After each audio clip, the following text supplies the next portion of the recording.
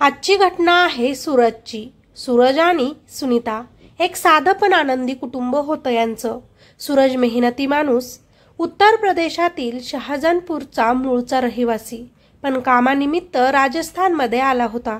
त्याची बायको सुनीता आणि 3 छोट्या मुलांसह तो अलवर जिल्ह्यातल्या किशनगड बाज भागात भाड्यानं घर घेऊन राहत होता. त्याच्या घरात नेहमीच गजबज असायची. सकाळी सूरज कामावर जायचा, सुनीता त्यांच्या मुलांची काळजी घ्यायची, घर सांभाळायची आणि संध्याकाळी सर्वजण मिळून हसत खेळत एकत्र बसून जेवण करायचे. शेजाऱ्यांना हे कुटुंब आदर्श वाटायचं, साधं सोपं समाधानी. खरं तर नवरा सूरजलाही असंच वाटायचं, पण सुनीताचे तसे नव्हते. आपल्याकडे जे आहे त्यात ती सुखी नव्हती. तिच्या त्या हसऱ्या चेहऱ्यामागे सुद्धा एक काळं गुपित लपलेलं होतं. आपल्या घर मालकाच्या मुलासोबत तिचे अनैतिक संबंध सुरू झाले होते. सुनीता आपल्या नवऱ्याच्या अनुपस्थित घर मालकाचा मुलगा जितेंद्र सोबत जवळीक साधत होती. जितेंद्र स्वभावाने रंगेबिरंगी, पैशांचा मोह करणारा आणि अनेक महिलांशी संबंध ठेवणारा पुरुष होता. त्याचं लग्न झालेलं होतं, पण बायकोचा मृत्यू झालेला आणि तो आजही संशयास्पद आहे. नवरा मेहनतीनं कमवतो आहे, आपल्या 3 मुलांना आपल्याला सुखी ठेवण्याचा प्रयत्न करत आहे. हे सगळं सुनीता विसरून त्या माणसाच्या नादाला लागली. त्याच्या घरात कोणी नसेल तर सुनीता त्याच्याकडे जाऊ लागली आणि आपल्या घरात आपला नवरा व मुलं नसले की त्याला आपल्याकडे बोलवू लागली. फक्त वासना. तिच्यात हळूहळू प्रत्येक गोष्टीत बदल होऊ लागले. राहणीमान बदलू लागलं. नवरा सूरजला मात्र त्याच्या बायकोच्या वागण्यात, बोलण्यात हळूहळू बदल जाणवू लागले. जेवणानंतर शतपावलीच्या नावाखाली बाहेर फिरायला गेल्यानंतर उशिराच बायकोचं घरी परतणं, मोबाईलवर सतत चॅट करणं, अनोळखी नावं घेत त्याच्यासोबत संभाषण करणं, या सगळ्या गोष्टींवरून सूरजच्या मनात शंकेचं विष पसरू लागलं आणि याच शंकेमुळं त्यांच्या घरात पहिल्यांदाच वाद व्हायला सुरुवात झाली. मनात काही गोष्टी न ठेवता आता सूरज बायकोसोबत बोलू लागला. सुनीता, काय चाललंय तुझं? कोणाशी बोलतेस सतत तू फोनवर? सूरज रागानेच विचारायचा.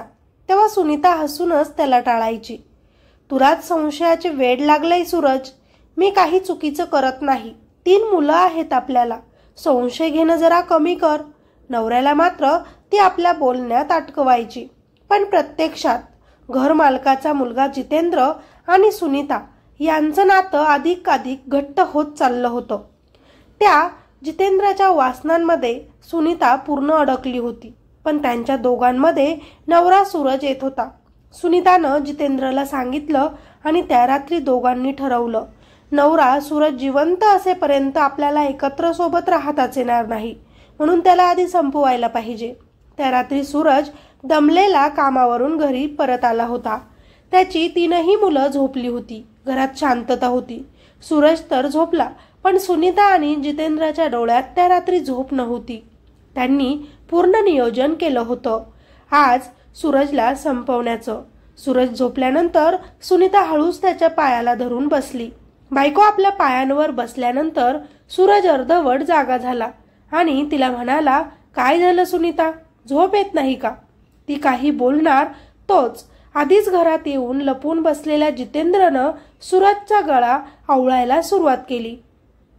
सूरज तरफडत होता, हातपाय झटापट करत होता, पण त्याच्या बायकोनं हात त्याच्या पायांवर घट्ट दाबलेले होते. सुनीता, तू.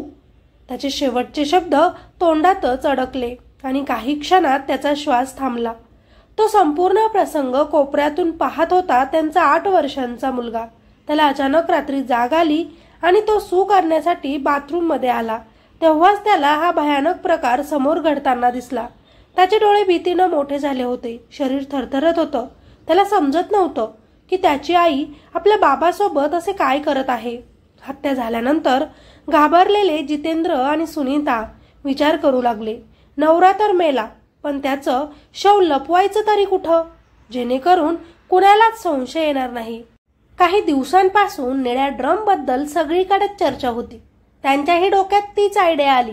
मग त्यांनी घराच्या छतावर ठेवलेला एक मोठा निळा ड्रम खाली आणला. सूरजचा मृतदेह त्यात बळजबरीनं कोंबला. शरीरावर मीठ टाकलं. असं केलं तर तो कुजणार नाही लवकर आणि वासही येणार नाही. सगळं शांत डोक्यानं करून तो ड्रम घट्ट बंद करून त्यांनी पुन्हा घराच्या छतावर नेऊन ठेवला. काही दिवस असेच गेले. सुनीता नेहमीप्रमाणे मुलांना सांभाळत होती. प्रियकर जितेंद्र जेव्हा वाटेल तेव्हा आता त्यांच्या घरी येत होता. मुलांसमोरच आता हे गप्पा मारत बसत असे. त्या 8 वर्षाच्या मुलाने सगळं काही बघितलेलं, पण तो आजही शांत होता. जितेंद्र आणि सुनीता बिनधास्तपणे राहायला लागले. मुलाच्या चेहऱ्यावर मात्र दुःख तणाव दिसत होता. हळूहळू आता त्यांच्या घरातून दुर्गंधी यायला लागली. शेजाऱ्यांनीच विचारलं, काहीतरी कुजल्यासारखा वास येतोय का तुम्हाला? पण काही झालं का? तेव्हा सुनीता हसून म्हणायची, अगं कचरा साचला असेल बहुतेक खूप, म्हणून असा वास येतोय. पण तो वास वाढतच गेला. आता शेजाऱ्यांना देखील त्यांच्यावर संशय यायला लागला. आणि मग काय, शेवटी शेजाऱ्यांनी पोलिसांना कळवलं. पोलीस तात्काळ घटनास्थळी येऊन पोहोचले. घरात आसपास सगळीकडे शोधाशोध केली. कुठेच काही सापडलं नाही, पण वास मात्र येत होता. तेव्हाच काही पोलीस घराच्या छतावर गेले आणि त्यांनी छतावर ठेवलेल्या ड्रमचं झाकण उघडलं आणि आतलं दृश्य पाहून त्यांचा थरकाप उडाला. सूरजचं शव मिठात गाडलेलं होतं त्या ड्रममध्ये. प्रश्न होता, हा कोण आणि कसा मेला आणि इथे कसा आला? तपास सुरू झाला. नवऱ्याचा मृतदेह पाहून बायको देखील रडू लागली, पण पोलिसांनी सगळ्यांचीच कसून चौकशी केली. बायकोने मात्र उडवाउडवीचीच उत्तरं दिली. पण घरातील लहान मुलांची जेव्हा चौकशी झाली तेव्हा मात्र बायको चांगलीच फसली. कारण त्यांचाच 8 वर्षांचा मुलगा रडत रडतच पोलिसांना म्हणाला, माझ्या मम्मीनंच बाबाचे पाय धरले होते आणि काकांनी त्यांचा गळा आवळला होता. बाबा अगोदर हलत होते, पण नंतर माझे बाबा हल्लेच नाही. मुलाचं बोलणं ऐकून सगळेच हादरले, त्या मुलांची आई सुद्धा. हीच साक्ष फक्त आता पुरेशी होती आरोप्यांना गजाआड नेण्यासाठी. सुनीता आणि जितेंद्रला अटक झाली आणि शेवटी त्यांचं भयंकर सत्य हे बाहेर आलं. तपासादरम्यान जितेंद्रच्या भूतकाळाचे धक्कादायक किस्सेही समोर आले. त्याची बायको रहस्यमयरित्या मेली होती आणि त्याच्या अनेक महिलांशी नैतिक संबंध होते. सुनीताला त्यानं आपल्या जाळ्यात अडकवलं होतं आणि जेव्हा ती भाड्यानं त्यांच्या घरात राहायला आली तेव्हापासूनच त्याची नजर सूरजची बायको सुनीतावर होती.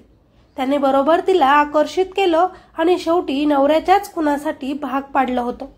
आणि त्या परपुरुषासाठी सुनीतानं आपला हसता खेळता परिवार उद्ध्वस्त केला होता. आपल्या 3 मुलांना पोरकं बनवलं होतं. मित्र आणि मैत्रिणींनो, सूरज जो आपल्या कुटुंबासाठी झटत होता त्याचा जीव फक्त बायकोच्या विश्वासघातामुळे गेला. सुनीता जिला एका चुकीच्या निर्णयामुळे 3 लहान मुलांचं आयुष्य उद्ध्वस्त झालं. त्यांचं बालपण हिरावलं गेलं. आणि जितेंद्र श्रीमंत असूनही, त्याच्याकडे सगळं काही असूनही वासनेच्या नादात सर्व काही त्यानं गमावलं.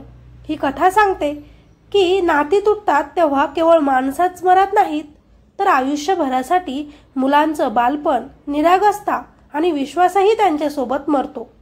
अशीच दुसरी घटना बघू, ज्यात मुलगी कशी आपल्याच घरच्यांची फसवणूक करते. इंदोरमध्ये शांत शिस्तीत राहणारं एक तिवारी कुटुंब होतं. वडील शासकीय सेवेतून रिटायर आणि आई घर सांभाळणारी. आणि त्यांच्या घराची लाडकी लेक अर्चना लहानपणापासूनच हुशार, अभ्यासू आणि स्वतःच्या मतांवर ठाम असणारी अर्चना वकिलीची तयारी करत होती. तिच्या डोळ्यात स्वप्न होती मोठी वकील होऊन समाजाला न्याय देण्याचं. पण घरच्यांच्या डोळ्यात तिच्यासाठी दुसरंच स्वप्न होतं, तिचं लग्न करून संसार उभा करण्याचं.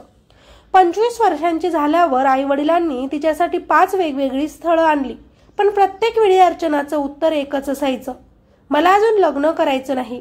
आईच्या डोळ्यांतून अश्रू यायचे. घरातील वडीलधारी मंडळी शांतपणे बसायचे आणि नातेवाईकांच्या कुजबूज मात्र वाढत होत्या.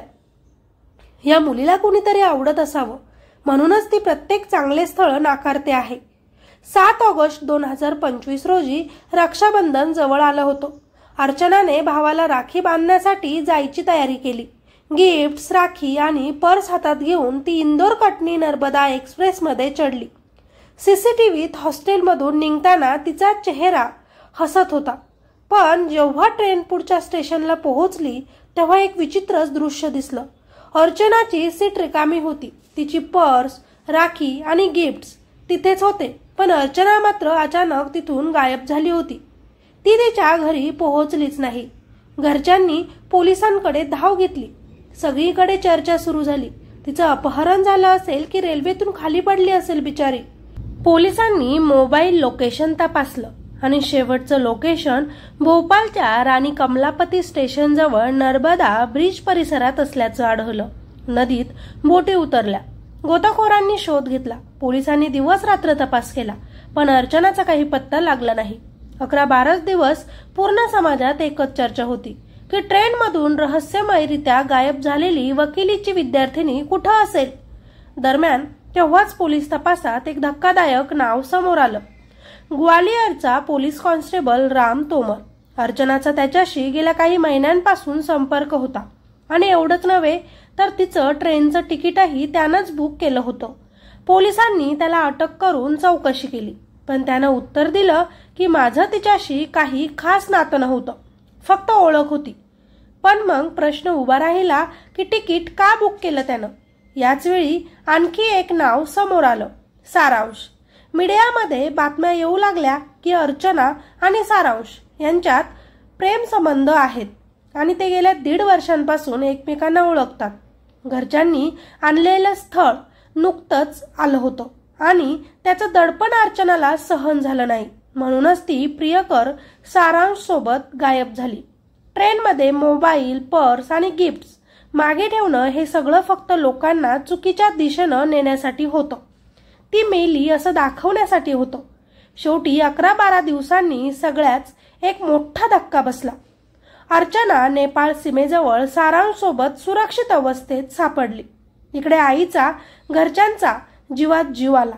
पण जेव्हा अर्चना त्यांच्या समोर आली तेव्हा तिचा आवाज कठोर होता, मला लग्न करायचं नाही, मला माझ्या मर्जीनं आयुष्य जगायचं आहे, म्हणूनच मी हे सगळं केलं।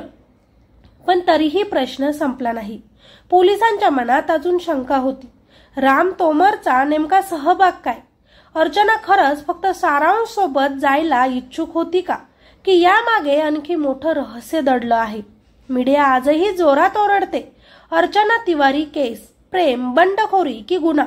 ही घटना एक मोठा प्रश्न समाजासमोर ठेवते। एका मुलीचं आयुष्य तिच्या मनाप्रमाणे ठरवायचं की कुटुंब आणि समाजाच्या दबावाखाली? प्रेमाच्या नावाखाली घर सोडणं, गायब होणं योग्य होतं का? की कुटुंबांना तिच्या स्वप्नांना समजून घेतलं असतं तर आज ही घटना घडली नसती? सत्य अजूनही धूसर आहे, पण अर्चनाच्या या हरवलेल्या प्रवासाने संपूर्ण समाजाला विचार करायला भाग पाडलं आहे। अशा ही मुली असू शकतात। 12 दिवस ही मुलगी त्या प्रियकरासोबत राहिली। आता आपण पकडू म्हणून तिनं घरी फोन केला की मी सुखरूप आहे, पण सारांश मात्र जेलमध्ये गेला। का तर तिची मदत केली म्हणून। चूक तिची पण होती, तरीही तिला तिच्या परिवाराकडे सुखरूप पोहोचवण्यात आलं आणि मुलाला मात्र जेलमध्ये ठेवलं। खूप चुकीचं आहे की ती आता म्हणते सारांश फक्त माझा मित्र आहे, आमच्यात प्रेम नाही। वा रे मुलगी, दोघांचीही चूक आहे तर दोघांनाही शिक्षा व्हावी, एकालाच नाही। बाकी या घटनेबद्दल तुमच्या काय प्रतिक्रिया आहे त्या नक्की द्या। तुम्हाला काय वाटतं, चूक कुणाची, पळून जाणाऱ्या मुलीची की तिच्या घरच्यांनी जे तिला लग्न कर म्हणून सांगत होते त्यांची? व पहिली घटना आपण जी काही बघितली त्या घटनेबद्दल तुमच्या प्रतिक्रिया काय आहेत खाली कॉमेंटमध्ये नक्की सांगा। त्या 3 लहान मुलांबद्दल आता त्यांचं पुढे कसं होणार त्याबद्दल नक्कीच खाली कॉमेंटमध्ये सांगायला विसरू नका। व्हिडिओला लाईक करा, चॅनलवर नवीन असाल तर सबस्क्राईब करा। स्वतःची काळजी घ्या, सतर्क रहा। धन्यवाद।